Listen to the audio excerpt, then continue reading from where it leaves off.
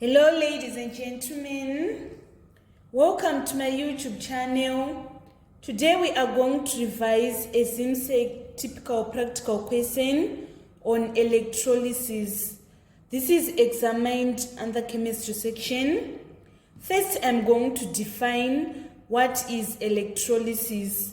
It is defined as a process of decomposing ionic compounds into their elements by passing a direct electric current through the compound in fluid form. In the process of electrolysis, there is an interchange of ions and atoms due to addition or removal of electrons from external circuits. Basically, on passing electric current, cations move to the cathode, take electrons from the cathode given by supply source, battery, and discharge into neutral atom. If neutral atom is solid, it is going to be deposited on cathode. If it is gas, it is going to move upwards. Electrolysis is applied in purification of metals, manufacture of pure gas, electroplating for corrosion resistance and ornaments. Now I want to explain how the process is carried out using innate electrodes. First, we need to measure about 40 milliliters of copper sulfate solution and put it into a beaker. Can you see on the diagram? This is our beaker and this is the aqueous copper sulfate. So the first step is to measure a certain volume of copper sulfate solution and place it into a beaker. And then the next step, we need to place 2 graphite rods into the copper sulfate solution, attaching one electrode to the negative terminal of a DC supply and then the other electrode to the positive terminal. So this is our positive terminal and then this is our negative terminal. So in the next step, we need to place 2 graphite rods. These are the graphite electrodes. We are going to attach them, one at the negative and the other at the positive terminal of a direct current supply. In the third step, we need to fill the small test tube with copper sulfate solution and position over the positive electrode. This is our positive electrode. We are going to put this positive electrode inside a small test tube that is containing copper sulfate solution. And then in the fourth step, we need to turn on the power supply and observe what happens at each electrode. After that, we need to test any gas produced with glowing splint, and then we need to record the observation and the results of our test. So in general, this is what is observed. The mass of cathode, it increases over the time. Can you see here in this table that was recorded? After 10 minutes, the mass of cathode was 10.95. After 20 minutes, it was 11.40.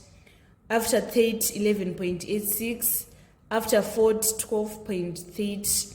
And then after 60 minutes, it was 12.5 grams. So we can see the increase of the mass of cathode over time. And then on the observation, on the negative electrode, we are going to observe orange to brown solid. And then at the positive electrode, we are going to observe bubbles of gas that are going to be produced. So this is what I'm explaining here. Can you see at the positive electrode, we are having these gas bubbles. And then at the negative electrode, we are going to see orange to brown solid being formed, which is representing copper. So we can conclude that copper metal is formed at the negative electrode. Oxygen gas is formed at the positive electrode. Now let us attempt the question on electrolysis. Fig 3 shows apparatus used to start the electrolysis of aqueous copper sulfate using innate electrodes. On Fig 3, we're supposed to label the cathode. Cathode is the one that is connected at the negative terminal. So this is going to be our cathode. And then the electrode that is connected to the positive terminal is known as anode. Let us move on to a part 2. Show by an arrow the convectional flow of current. So the current is going to flow from positive terminal to external circuit. So this is how we are going to put our arrow. It is showing the direction of flow of convectional current from the positive terminal to external circuit. Let us move on to B, part 1. Name the substance deposited on the cathode. The substance is copper. And then on B, part 2, we are supposed to suggest the source of this substance. The source is the aqueous copper sulfate. This aqueous copper sulfate is going to be the source of copper. So this aqueous copper sulfate solution is acting as the electrolyte. Let us move on to the next question. On part C, a constant current was passed through the cell for 60 minutes. At 10 minutes intervals, the cathode was removed, carefully washed, dried, and then weighed. The results obtained are shown in table 2 below. So in C part 1, we are supposed to calculate the total increase in mass for the missing values and complete the table 2. We are saying initially the mass of cathode was 10.50 grams, and then after 10 minutes it was 10.95, and the change of mass was 45 grams, 0.45 grams, because we are going to say 10.95 minus 10.50 in order to get 0.45. Now after 20 minutes, in order to find the total increase in mass after 20 minutes, we are going to say 11.40 minus 10.50. 11.40 minus 10.50 is equals to 0.90. So it implies that after 20 minutes, the total increase in mass was 0.90 grams. We now need to calculate after 30 minutes. We are going to say 11.86 minus initial.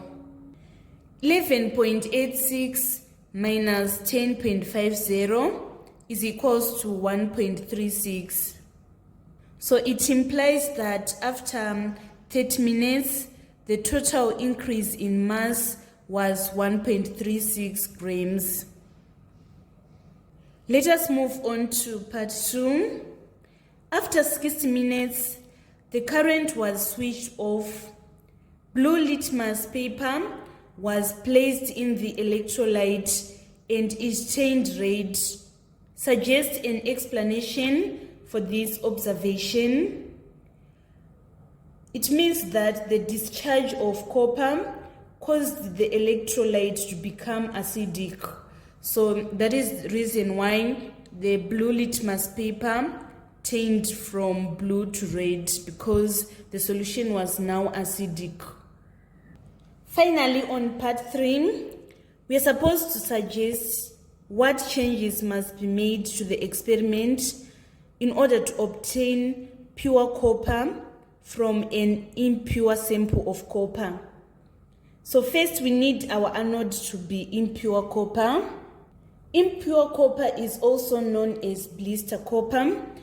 So these are the changes that we are doing, because previously we were using innate electrodes. Now we need to change from those innate electrodes. Our anode now need to be impure copper, whilst our cathode is supposed to be a thin strip of pure copper.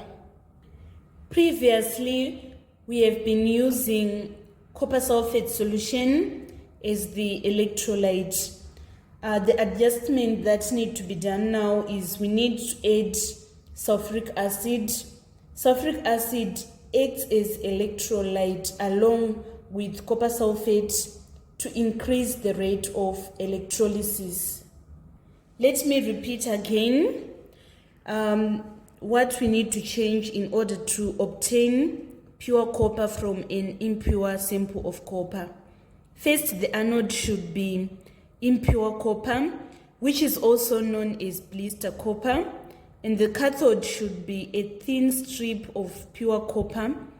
And then we need to add sulfuric acid. It is going to act as electrolyte along with copper sulfate to increase the rate of electrolysis.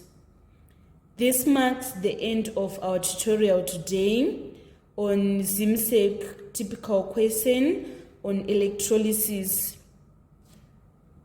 Thank you so much, guys, for following me on this channel. Please don't forget to subscribe, like, and share my videos. I love you all. This is Eve signing out.